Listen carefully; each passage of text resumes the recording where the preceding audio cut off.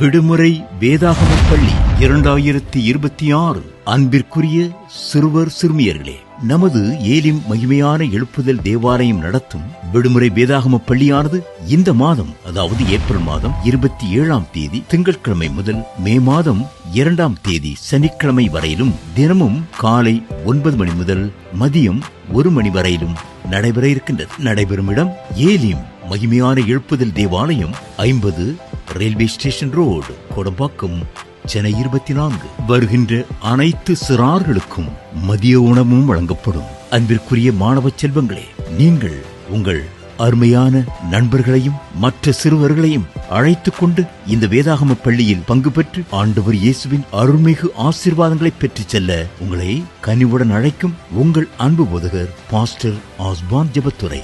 இதை குறித்ததான மேலும் உங்கள் விவரங்களுக்கு